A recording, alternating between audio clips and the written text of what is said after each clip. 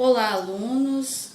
Teremos agora mais uma aula sobre desenho de instalações hidrossanitárias, sobre esgoto sanitário, parte 4. Nessa aula falaremos sobre tratamentos de esgoto.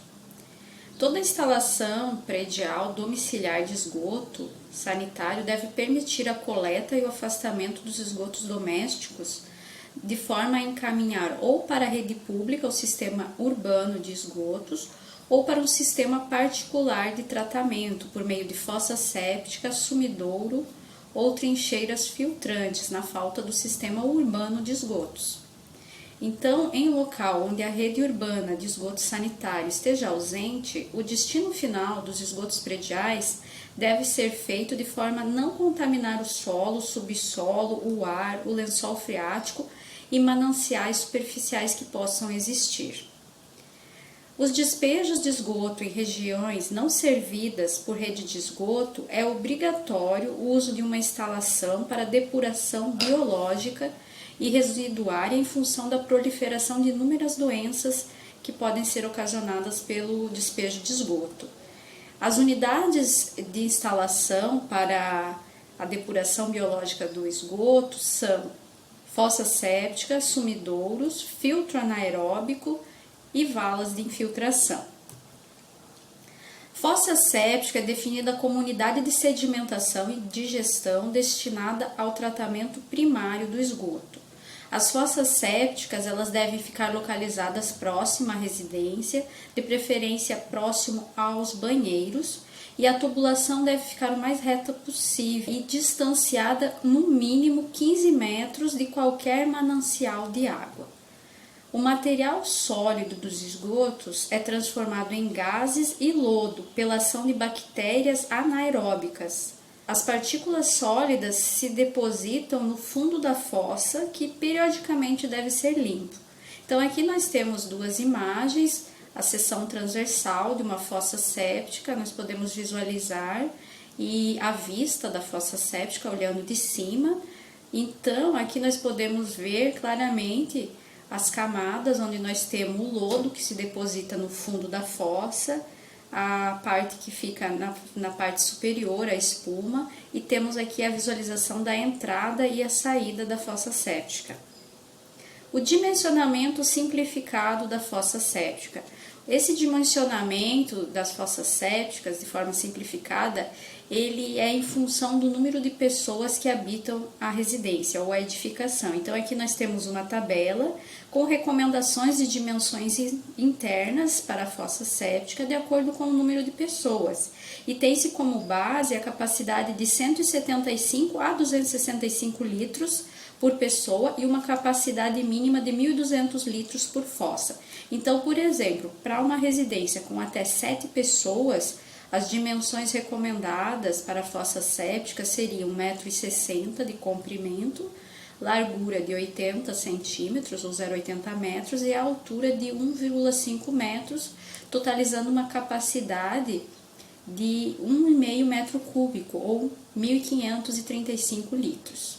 Aqui nós temos todas as representações em planta baixa, cortes, os dois cortes, o corte AA, o corte BB.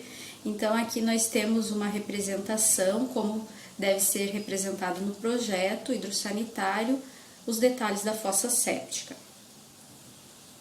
E o volume útil calculado para a fossa séptica deve ser a área da base interna multiplicado pela altura do nível de água, ou nível de efluente. Filtro anaeróbico. O filtro anaeróbico ele deve estar contido em um tanque de forma cilíndrica ou prismática de seção quadrada com um fundo falso perfurado. O leito filtrante deve ter altura igual a 1,20 m, já incluída a altura do fundo falso. E o material filtrante recomendado é a brita número 4.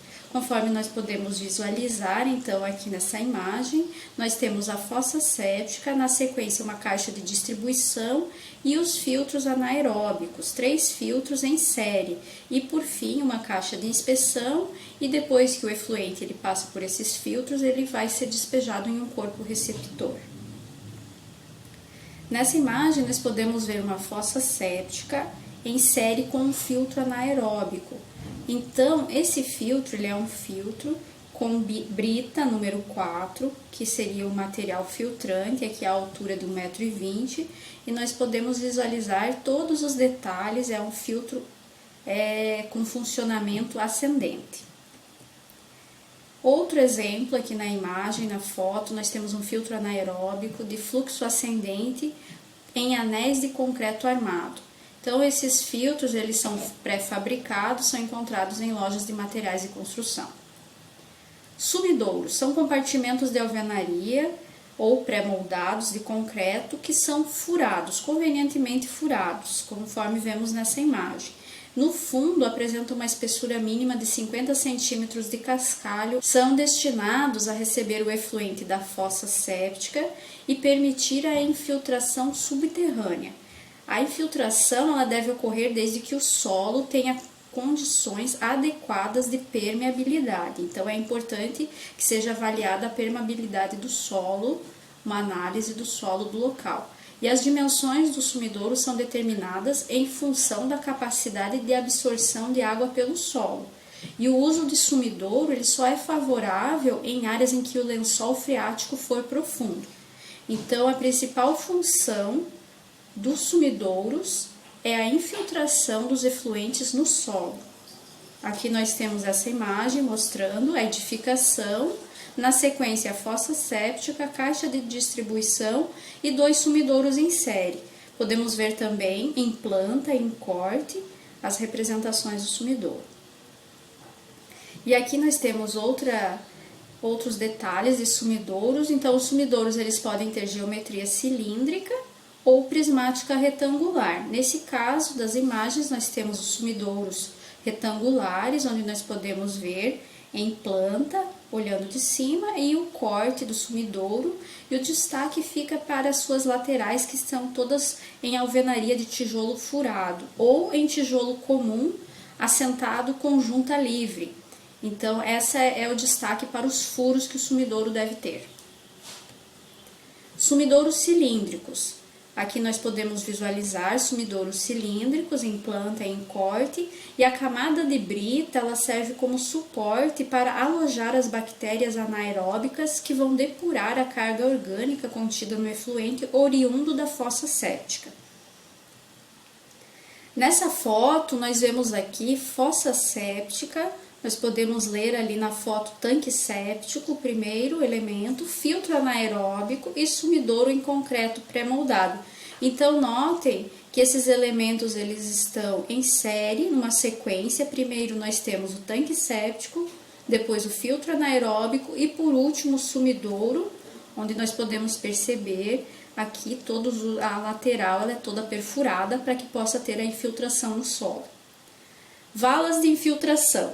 As valas de infiltração elas são utilizadas para infiltrar no solo os efluentes de sistemas de tratamento de esgotos. Consistem basicamente de tubos perfurados envolvidos com pedras britadas e alinhados no interior de valas recobertas com baixa declividade. O conduto distribui o efluente ao longo da vala, proporcionando assim a sua infiltração no solo. Podemos ver aqui um corte transversal, corte longitudinal, todo o detalhamento de valas de infiltração, as camadas de brita, areia. Também é importante na sequência ter uma caixa de inspeção, caixa de distribuição. Então aqui nós temos uma nota que a extensão mínima da vala de infiltração deve ser de 1 metro para cada 25 litros dia de contribuição. Nós podemos visualizar imagens, fotos com exemplo de fossa, filtro, sumidouro e vala de infiltração. Então, é importante destacar que o uso de vala de infiltração é indicado em terrenos com área suficiente para a extensão recomendada das valas. Então, é necessário que tenha essa extensão disponível no terreno. A extensão mínima da vala deve ser de 1 metro, conforme já falamos, para cada 25 litros dias de contribuição. A contribuição é calculada conforme o número de habitantes da edificação. Outras fotos desse mesmo local, é possível visualizar aqui, então, as valas de infiltração, os tubos perfurados, a camada filtrante, então é bem detalhado todo esse sistema. Aqui as nossas referências utilizadas nessa aula. Estudem um pouco mais e nos vemos na próxima aula.